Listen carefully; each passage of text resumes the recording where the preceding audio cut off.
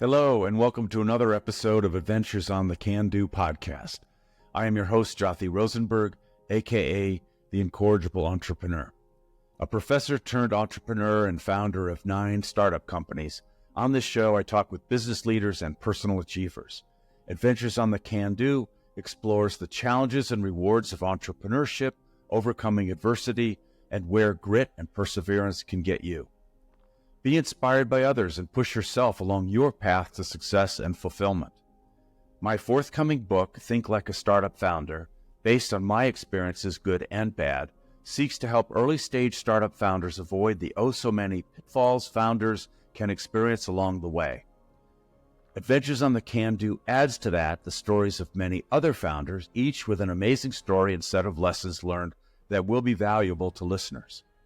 Before we jump into today's episode, just a reminder of how you can support this podcast.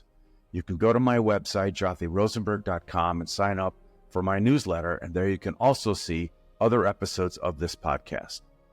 Also, please follow and rate us at podchaser.com/adventures on the Can Do. And with that behind us, let me introduce today's guest, Jonathan Becher. Jonathan is president of Sharks Sports and Entertainment, the parent organization for San Jose Sharks, the San Jose Barracuda, 3 Sharks Ice recreational facilities, and the Sharks Foundation. A longtime Sharks fan and season ticket holder, Becher is responsible for the organization's overall strategy with a particular focus on the end-to-end experience. Prior to joining Sharks Sports and Entertainment, Becher spent a decade at SAP in a variety of senior roles, including Chief Marketing Officer and Chief Digital Officer. He's a 3-time technology company CEO. Becher is an advisor to early-stage companies and is on the board of multiple organizations. He's the author of the popular blog, Managed by Walking Around. Jonathan and I met at Duke University when I was a professor of computer science and he was my student. Jonathan got his master's with me, and then we took off together for Silicon Valley and MassPar, where we were the 12th and 13th team members. 4 years later, the company changed its name to NeoVista, and Jonathan took over as its CEO.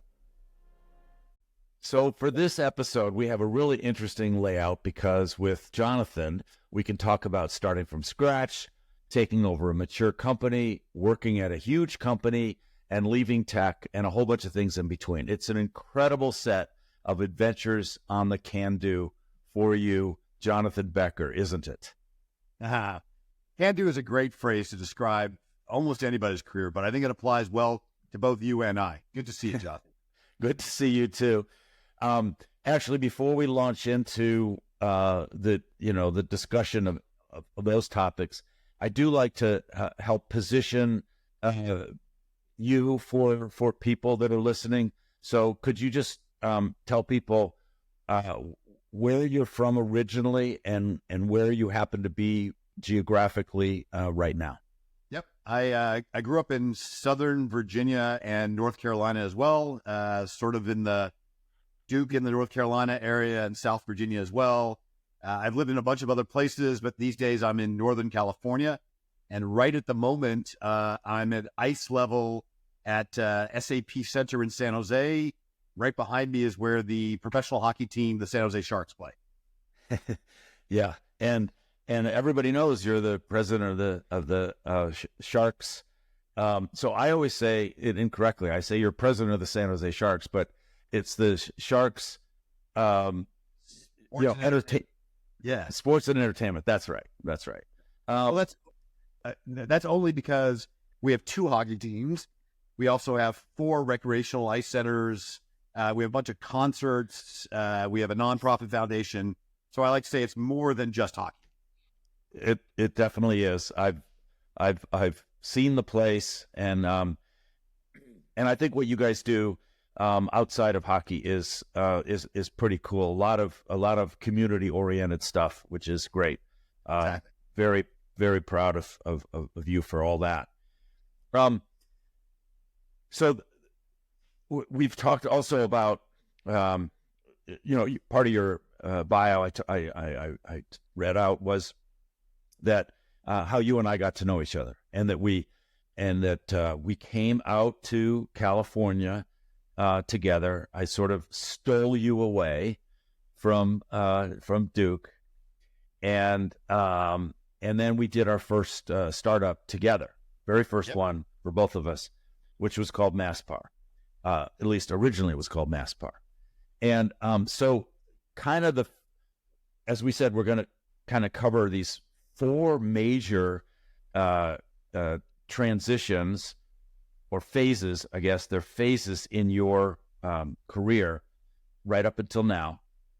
And the first one would be, as you describe it, from theory to practice, lessons from an early stage company, which is the MassPar, and then transitioning to Neo Vista. So the floor is yours, my friend. Yeah, well, I mean, there's a bunch of things we could talk about there, Jothy. I think in a real sense, that was my most formative time in my career. I've got an undergrad and a graduate degree in engineering and computer science, computer engineering.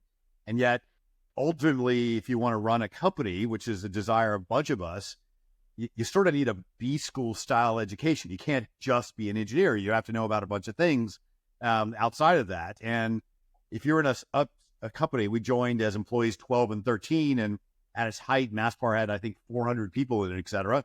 You sort of have this can-do attitude. Can you do this? Sure. Can you do that? Sure, et cetera. And I like to say that growth of an early stage startup taught me a lot more about the realities of business than you can learn if you're just an academic. And I think you did me a big favor by convincing me not to get my PhD and to get some real life experience. And, I was pretty hardcore for my first year or two. I mean, one of the first things I did is I wrote an assembler.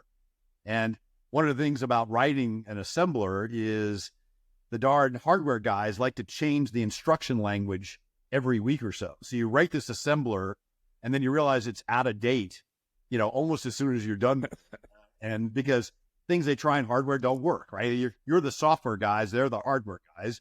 Back in the day, they had all the power, right? Et cetera. And so I think after the fourth time of writing an assembler, I realized I didn't want to do that anymore. I actually wanted the assembler to write itself. So I figured out how to do a table-driven language where I gave them a specification of what the hardware would look like, and they would just update the specification, and that would automatically generate the assembler. So I made them do the work. The point being is how you're taught to think in school and the realities of, what happens every single day, there's often a fairly big disconnect. I think one of my favorite stories there, and one of the reasons that I ultimately stopped being an engineer, a product guy, and went into sales, although I was still technical in sales, I was an SC, is I remember probably 2 or 3 years in, I'd done the assembler, I'd written a programming language called MPL, MassPar language as well. I did debuggers, which you and I loved all the time. I always had the soft spot for debugger. And we were debating what should be the next generation product, going from the MassPar 1 to the MassPar 2.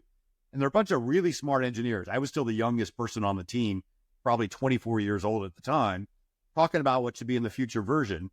And one of the most senior engineers literally pulled a Khrushchev, took off his shoe and started pounding on the table as one of those big conference room tables and said, this is what it should be because this is what the customers want. And because he was the CTO and the senior engineer, everyone just sort of nodded their head and said yes. And I looked around as the kid going, wait a minute. None of us have ever met a customer in our entire life. I mean, we're doing this based on what we want to build. We're product guys. We want to be product led. And so I got up, left, wandered around the building until I found a sales guy. This is a raspy old sales guy named Ed. Turns out, I become lifelong friends with this guy. And I described what we're doing. He's like, I don't know if that's right. Let's go meet a customer. So we got in his car. And I remember immediately, because I was driving a beaten up Toyota Celica, that he had a 7 Series BMW. So my first thought was like, maybe it's good to be a salesperson. We drove to a really large defense contractor, whose name I will not use, but they had a blue cube in Sunnyvale. For those of you who may have been around for a while, you can probably guess who they were. And we walked in, the lights went off because we weren't security cleared, et cetera. We went and talked to one of our leading customers. He said, Jonathan, explained to him what we want to do. And so I described the whole project which was basically on a way to make FFTs faster, fast Fourier transforms. And after listening to me for 5 minutes, he'd go, I never buy that. I'm like, what do you mean you want to buy it? All the smart engineers in this room said we're going to do this. And he goes, that's not really what the problem is. The problem is not FFTs. It's this signal processing problem that we really have. That's where all the money is. And I had this aha, which is too many of us as engineers are taught to look at the really tough problems and solve the tough problems, but not really know whether that's the problems that customers want us as well. And so I kind of dedicated myself at that point at 24 years old of saying, it's not just the tough engineering problems. It's, does anyone give a, what about those problems as well? And about a week later, I left the development group and became the first systems engineer in the sales group, trying to translate customer problems back to the hardware group to tell them this is what people will really buy. Did they listen to you? No, because I was 24 years old. But no, they ultimately, that same customer talked to our CEO, the guy named Jeff, who you may remember as well. He had the epiphany, and they listened to Jeff. But so one of my early lessons is you need a healthy tension between being customer-driven and being product-driven. But even that's not good enough, Jothy, because you can't chase customers around, because customers only know what their problems are. And if we are careful, you end up building a product that's only good for one customer. Shall we wander over another story? You okay with that? Yeah, I was going to insert one comment though. I mean, yeah. So, especially when you're making something that's hardware. Yep. And we all seek out the lighthouse customer, and we desperately want one. And then you're going to listen to them really hard, and you're going to want to go out and test what you're hearing from them and make sure that it's generalized. But you want to come back, and because you can't at that point, you just have a lump of clay. The product is just a lump of clay, and you can't spend all your time talking to 5 lighthouse customers. That doesn't make sense. So you have this tension of, well, I have something that's large and complex in hardware, so I've got to focus on one, and I need to also make sure that I'm not building it for just one, like you just said. Well, in fact, that was exactly going to be the next story, because here I am. I think I'm suddenly really smart, because now I've understood the distinction between letting a bunch of engineers, including me, in a room and decide what to do versus listening to that lighthouse customer. And so I'm smarter. So the next time I had at this, the next version of the product, I said, I'm not going to make this mistake. I'm going to be customer-led. I'm not going to be product-led. So I literally got on a plane, flew to Walmart, because Walmart was the next really big thing. They had tons of money. This was the probably mid to late 90s, late 90s, I guess. And I relocated. I lived in Bentonville, Arkansas, which is right next to where Walmart is, and said, I'm going to learn everything about this customer problem that I possibly be. And I'm going to by that time I'd already got promoted a little bit. So I had a little group of my own, et cetera. And I got to focus everything I did. I didn't get home except for weekends sometimes. And sometimes I would even stay down on the weekends. And we built a really good solution for Walmart. And the problem was, it was a really good solution for Walmart. And even though they gave us $1.5 million for the solution, and later there was an article in Discount Store Chain News Age, I can't remember, some magazine that said they saved $1 billion based on our inventory management solution they built them. Nobody else on the planet had the exact same problem as Walmart. When I tried to sell it to Target, when I tried to sell it to JCPenney, they all said, oh yeah, that's the Walmart problem. Our problem is sufficiently different that you got to start over and solve that as well. So you're exactly right, which is, it's not really product-led or customer-led, it's kind of market-led. And when you're starting a company and you've got that first lighthouse customer, particularly if you get it friends and family, because a lot of us get that first customer by knowing somebody who knows somebody who introduced you. If you listen to them too much, you might have a market of one.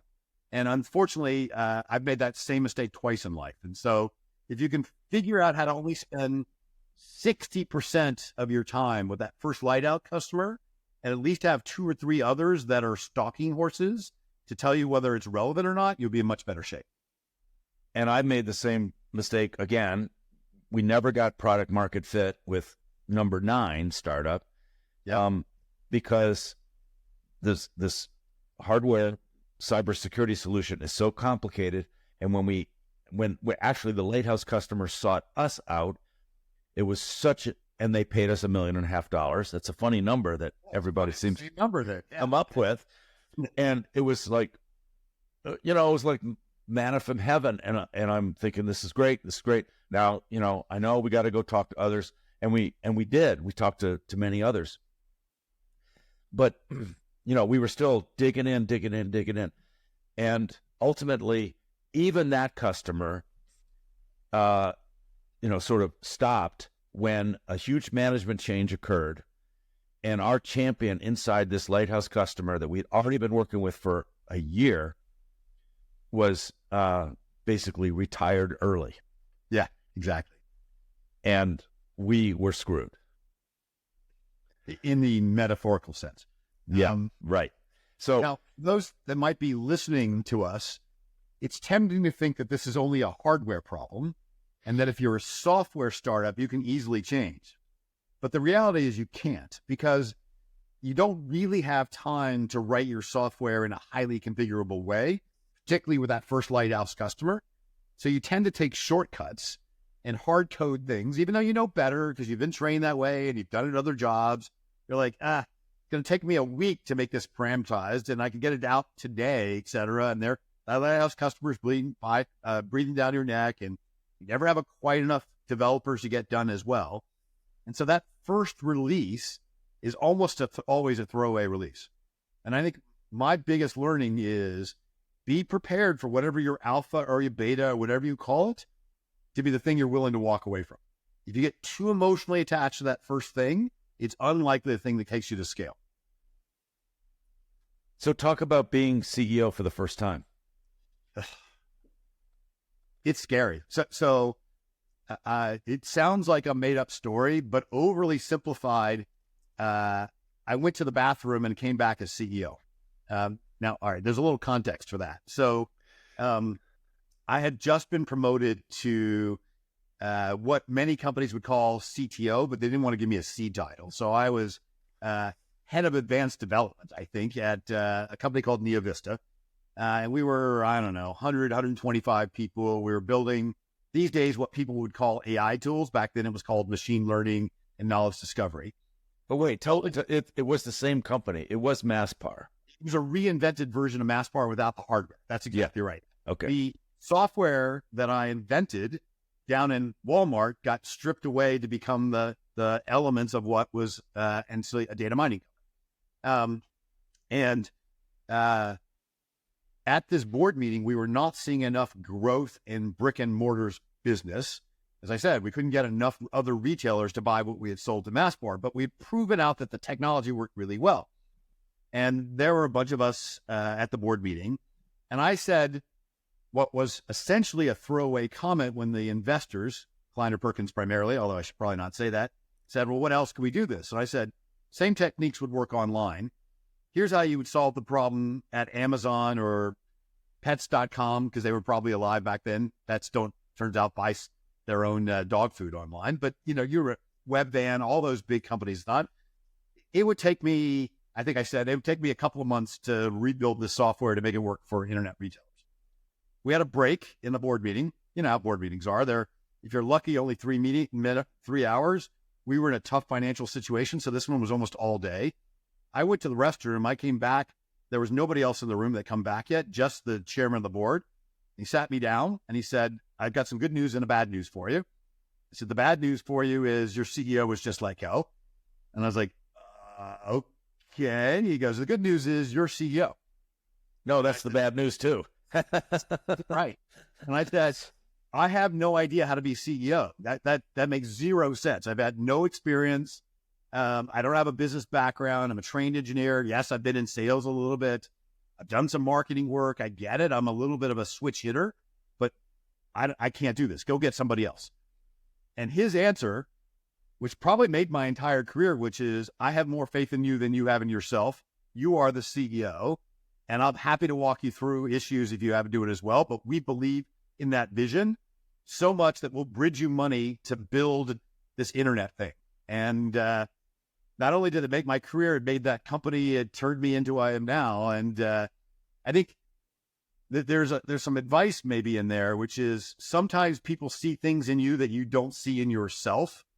And, you know, the temptation is, well, there are other experts, let them go do it. And I think when you have that ability to try something new, give it a shot. Worst thing you can do is learn that you can't do it, and then you won't try to do it again. The person with the vision and the passion needs to be the leader. Exactly right. Although there's a funny financial story in there, Jothy, if you allow me to kind of go in a weird direction. One of the very first things, because I said we were going to recap and go internet, is we had roughly 10 million shares outstanding. Don't hold me to the exact number. I don't remember it anymore. It's been 20 years. And the new money in wanted to wash out some of the old money, as it happens all the time.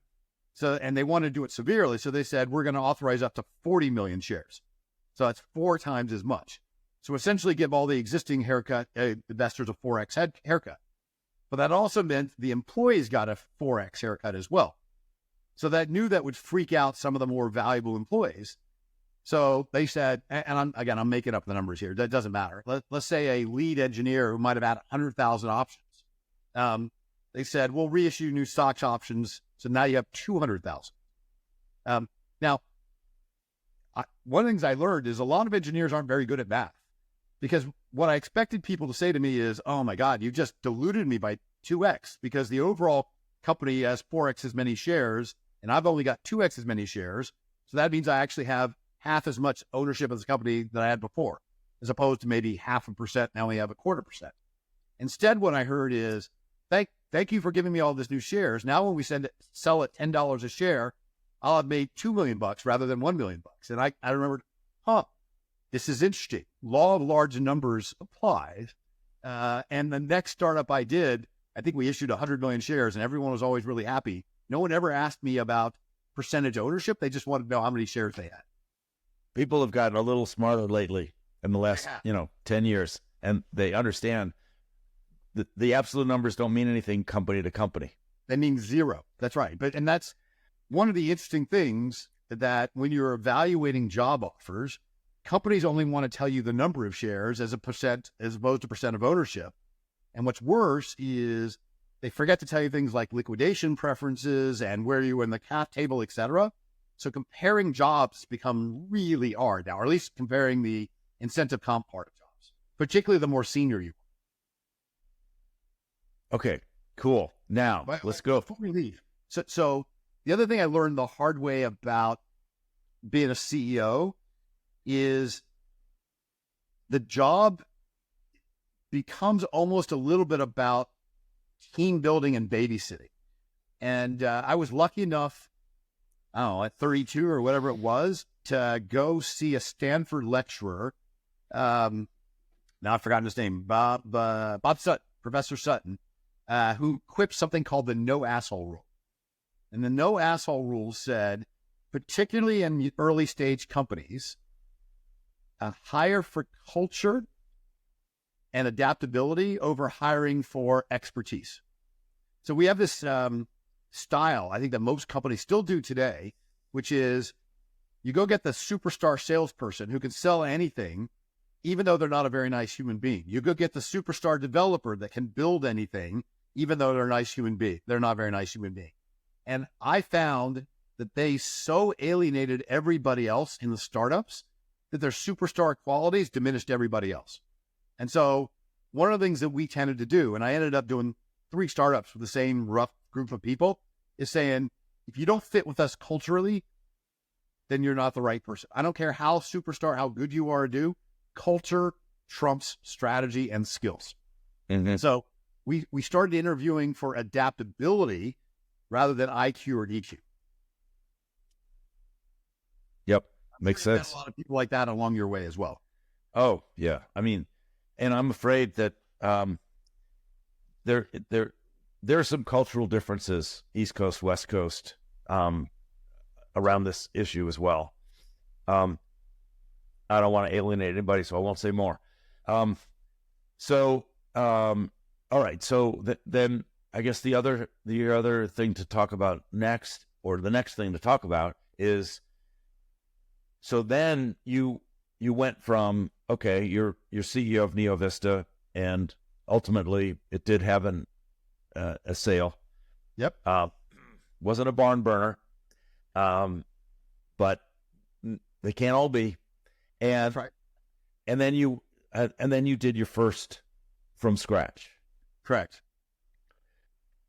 So scratch is interesting. So scratch is, there are 1,000 jobs to do. There are only 3 or 4. So first of all, I should probably say, picking the person you want to start a business with is maybe the second most important decision you make in your entire life when it comes to people, other than picking who you get married. Because essentially, it is like another marriage. And in many startups, you spend more time with your co-founder than you spend with your spouse. And it's not uncommon for co-founders not to be married or not to have kids, et cetera, if they're earlier in their career for exactly that reason. And just like your spouse, I mean, people have one, the longer you're with them, the more you recognize their things that make them very special and the things that get on your nerves. And if someone has a spouse that has nothing that gets on their nerves, then great, they're lucky. Where humans are such that the more we know people, the more we know their peculiarities. By the way, love my wife. She's the best human being on the planet. But the most important thing about a co-founder is they aren't like you. They complement your skills. Because if two people are identical, then one of them is largely unnecessary. And the initial co-founder that I was going to do this company with was too much like me. And by that, I mean founded in a development background, but really want to spend their time with the art of the deal, doing business stuff, talking to customers, etc. And both of us were out doing a great job aligning lighthouse customers, etc. But nobody was at home minding the till. And so the product started to lag. All the promises we were making weren't delivered. And I think, had I to do it again, turns out we ended up being quite successful, got acquired by SAP later on. So that worked out nicely. I needed somebody whose skill set fit my gaps. And for example, I don't like sitting in Jira all day, going through a backlog of 500 defects and trying to figure out which ones do that. I'm more of here are the big rocks, etc. I eventually hired a COO who was that. He was an operational machine, and it was able to create an engine that grew from 3 people to ultimately, I think we were 100. And so complement yourself with people that do that as well. The second thing I will say is be careful who you raise money from. I used to think it was a good idea to have strategic investors. You made a joke about the same problem with your lighthouse customer. If your lighthouse customer is primarily one person and that person gets retired, strategic investors sometimes change their strategy. And when they change their strategy, you're no longer the core most important asset in their portfolio to them as well. So even though you might get a better deal in terms of having to give up less percentage of your company, I still think it's better to go the traditional venture way. Yeah, so I mostly agree. I think that I'd like how you don't agree. Come on, let's do a little bit of debate here. 2 people can't agree all the time. No, right. So especially some types of companies, and Dover was one of those. A strategic at the very early stages was really helpful because, and in our case, that investor was strategic was Qualcomm, and that just as soon as I said, oh yeah, Qualcomm's one of our investors, doors were open, eyebrows raised. I mean, because everybody knew Qualcomm doesn't do seed stage investments, so it just lended us an enormous amount of credibility to have someone like that. I would say the difference between Qualcomm and the unnamed company that I'd rather not trash is Qualcomm is a relatively sophisticated institutional strategic investor. There are a lot of others out there that do it more with play money and don't really understand how to do it well. Well, in fact, Qualcomm likes to say that they're not really a strategic investor, that they're, but I don't, I don't accept that. Okay. Because, they said that, and then the next word out of their mouth was, now I'm going to ask some people over in the operating company to evaluate your technology. It's like, that's weird. That feels like a strategic investor. Yes, exactly. No kidding. Yeah. So like all these lessons, there are no hard and fast rules. This is more of make sure you understand what you're really getting in tune with. And, if you do Qualcomm, can you still do Intel later on or not? And what are the rules there, et cetera? And that is another, that is always a concern, is that does it get in the way of who you can sell to? And I think the answer is, you can do is retain your optionality. If you narrow yourself too down and that doesn't work, you don't have optionality. Sorry, Jothy, I interrupted you. All I was going to say is that if you make sure that the amount of, so first of all, no board seat, that's for sure. No board seat for strategic. But second thing is make sure that they have a small enough stake that no other a competitor of theirs is going to view them as actually being able to influence anything. Yep, fair. And that's a difficult dance because they typically want the board seat and they want a more substantial thing as well. Yes, if you can do that, it's a good idea. Well, as much as I hate observers, oops, I just said it out loud. That is a good role for a good place for an observer, is to say, okay, strategic, you can have an observer on the board. I'm just going to keep reminding you what the word observe means. Yeah. So jumping ahead, I also dislike observers. And in fact, I think that, when you constitute a board, one of the biggest mistakes you can make is having too many people on the board, regardless of whether they're observers or not. And smaller trusted boards are always better than bigger boards. And early in my career, when I thought, the more people on the board, the more advice I will get, the more introductions I'll have, the more money I can raise. It's almost the opposite.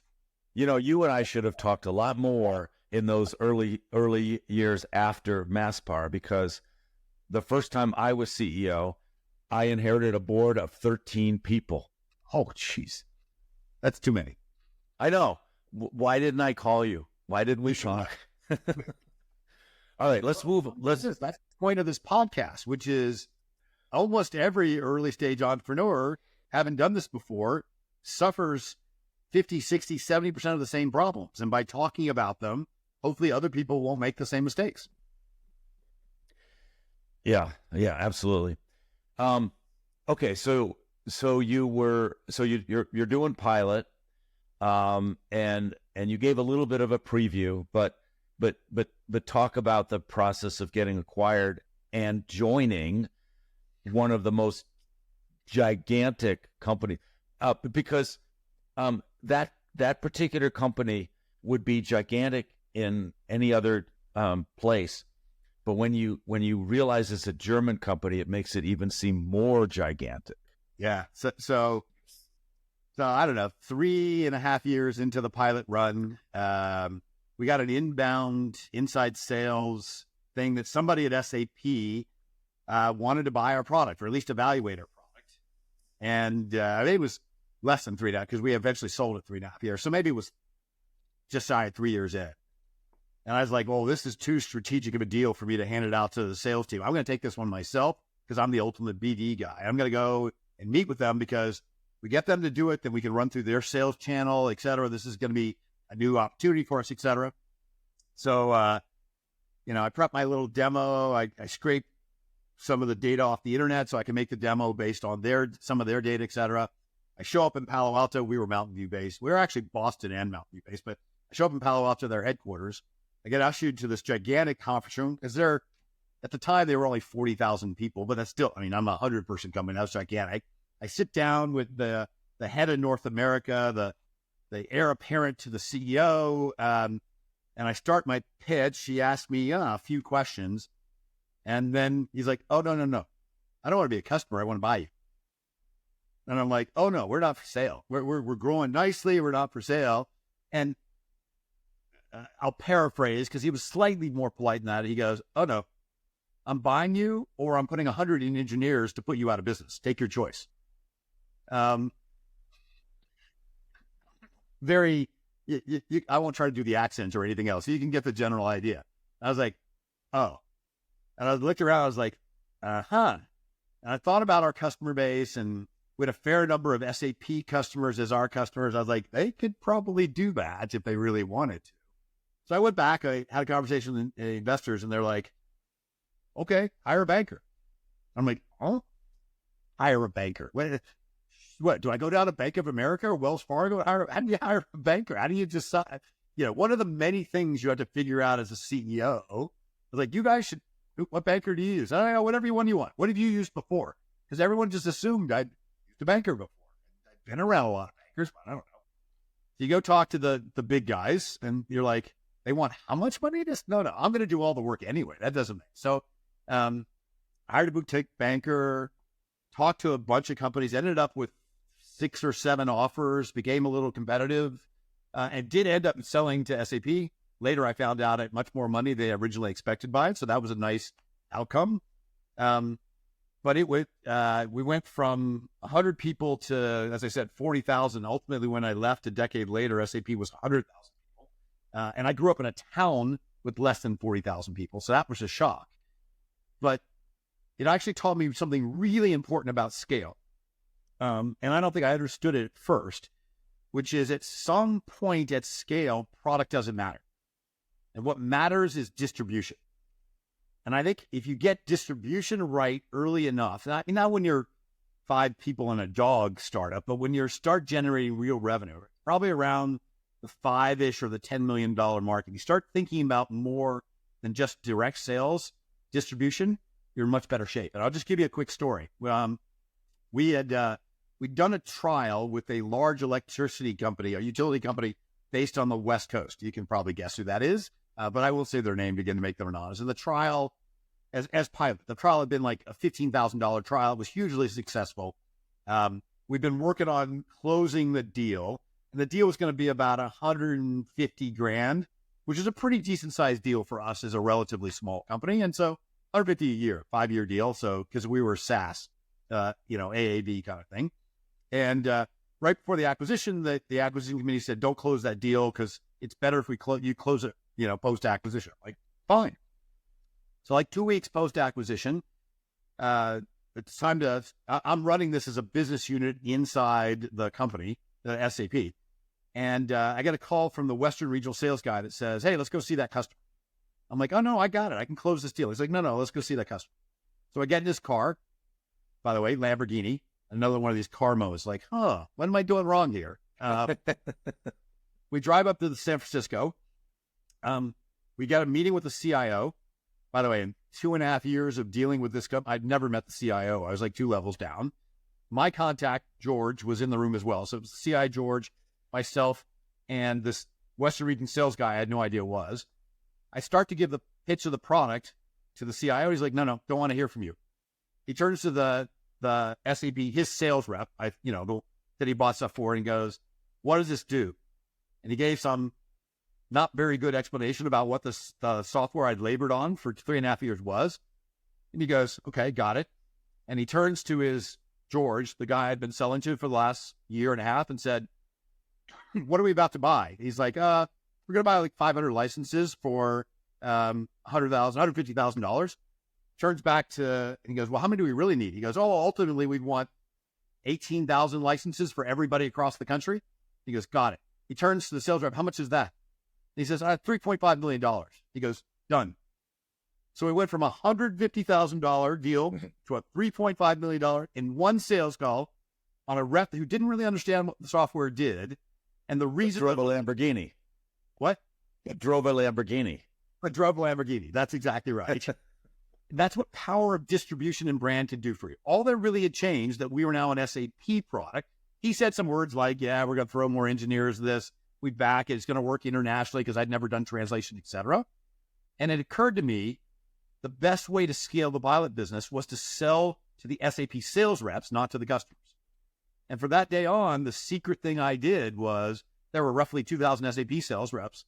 I made it worth their while to rep our software. So I went from 5 sales reps to 2,000 sales reps essentially overnight. Scale matters. Great. All right. So speaking of scale, just talk a little bit about, you became chief marketing officer, chief digital officer. Yep. For this gigantic German company. I hope you learned German along the way. Ich spreche keine Deutsch. No. You speak German to me, I could probably pick up half the words, but I speak French better than I speak German. So there you go. But I survived. By the way, Becher is a German last name. So I kind of was accepted because I kind of lookish, a little bit German, a little bit of everything. So look, as CMO, I think I had 1,500 employees in 60-some countries and roughly $1 billion budget. So much bigger than any company I was a CEO of. I mean, the scale is enormous. And so one of the first things I said originally to myself is, let me run this like it's a company. Because marketing organizations aren't going to love that, which is, I got to be profit and loss. I need to generate some revenue as a marketer, and that's to be attributable. So we actually took some of the stack that we built internally and started selling it as MarTech as well. We need to think about what the ROI of everything we do as well. So I got to, the joke I said back in the day is marketers used to be known as Mad Men, if you remember the television story Mad Men. Because of my analytics background, I want us to be known as Math Men. So I was one of the first analytically inclined CMOs that tried to track everything we did. And I loved the job, traveled all over the world. I think I ended up doing 2 million miles in 40 countries. But what I ultimately recognized is when you're a really big company, as much of the work is internal as it is external. When you're an early stage company, I'm going to make this number up, 90% of your time is external and maybe 10% is internal, unless you're hardcore coding. But you got to be really attached to every single customer. When you're enterprise, there are constant reorganizations. There are constant changes. There's a fixed amount of budget, and part of what you're in an internal debate as to, should the thing you're working on be the most important thing as well. And my joke is the old prepare 3 envelopes. If you know that story or not, it's allegedly a story about Khrushchev and the change of the guards and the Russians. It doesn't really matter, which is when you take over a new job, if your predecessor likes you, they leave you 3 envelopes for advice. And the first time you have a major crisis, you open the first envelope, and the first envelope says, blame your predecessor. So you blame your predecessor. Here's what a shitty environment they gave me, etc. Everyone's like, yeah, you're right. It was kind of a shitty environment. I'm not going to blame the new guy. And things go back to normal. And then, some time goes on, you have another crisis.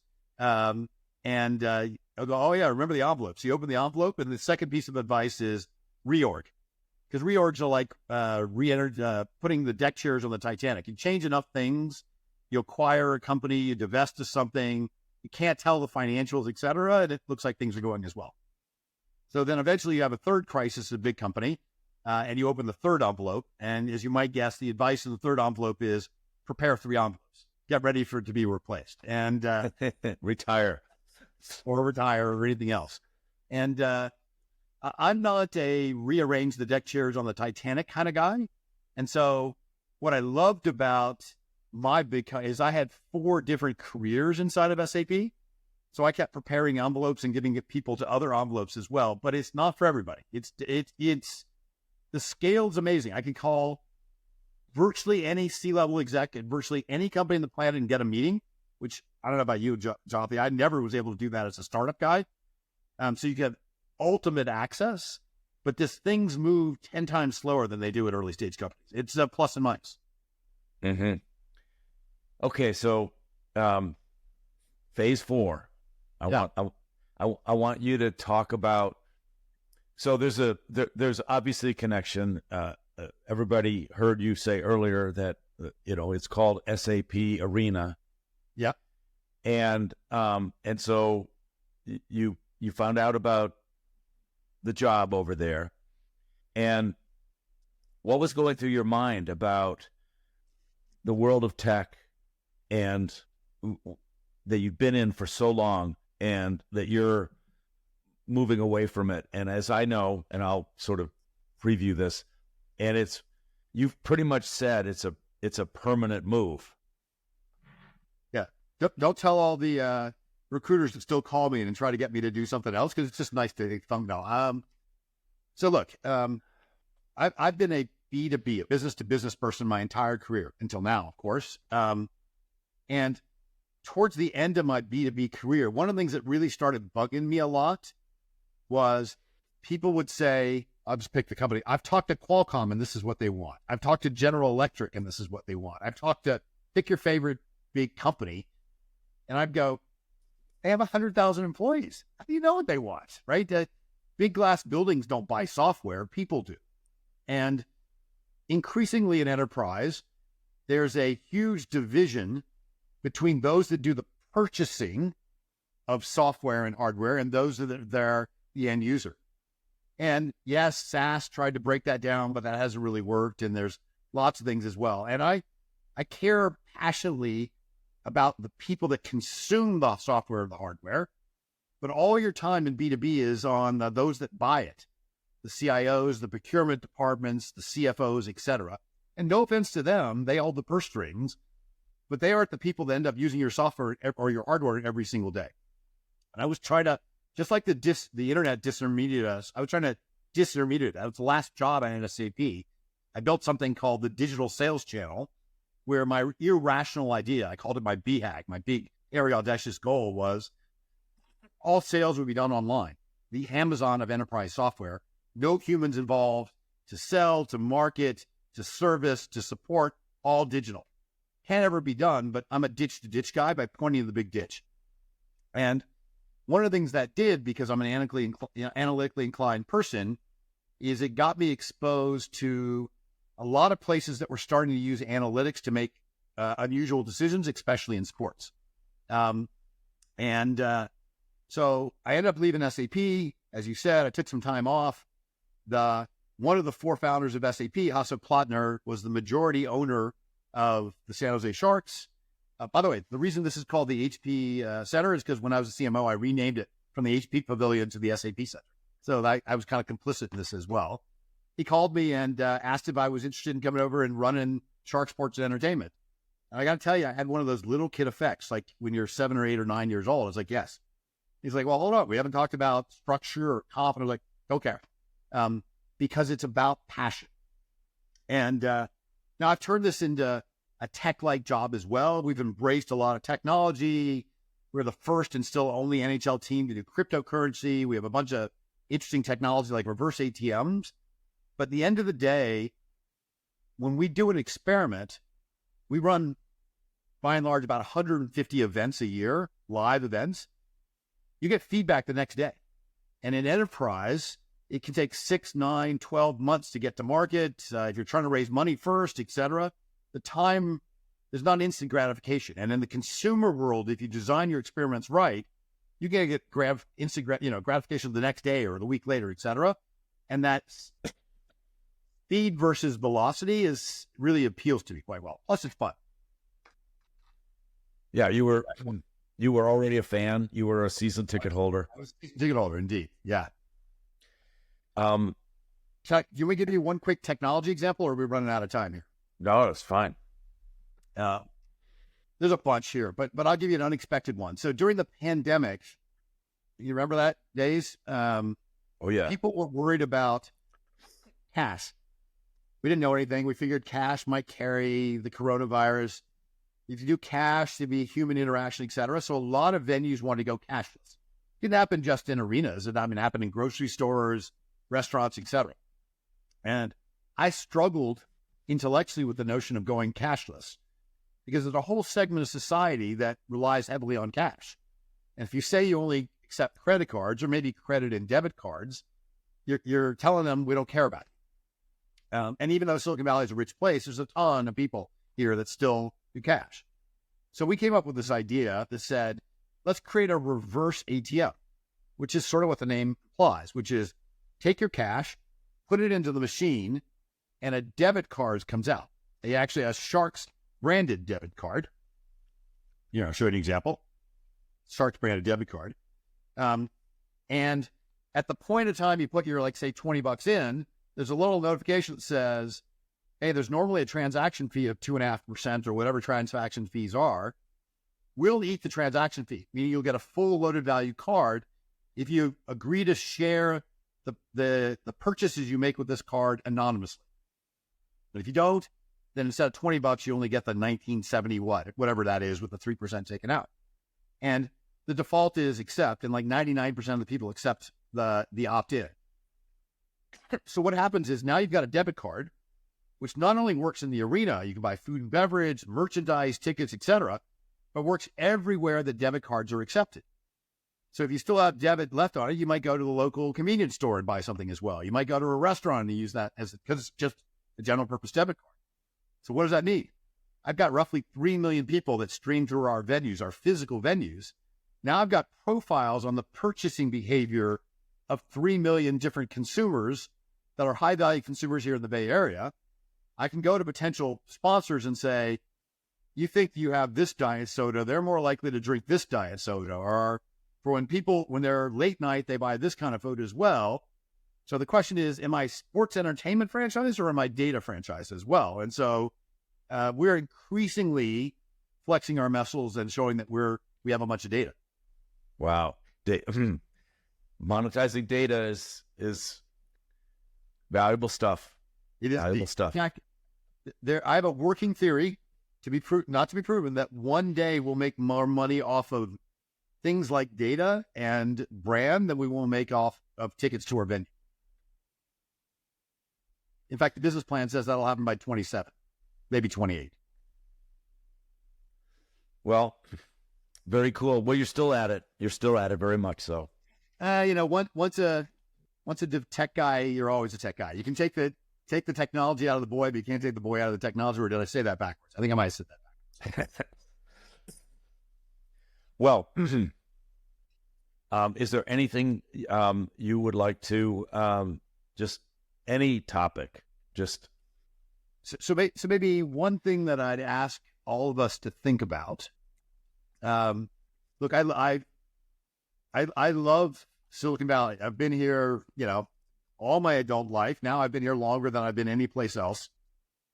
And Silicon Valley preaches this concept of fail fast. And on the surface, it's the right idea. It's experiment. Don't worry about perfection. Get some real-time feedback.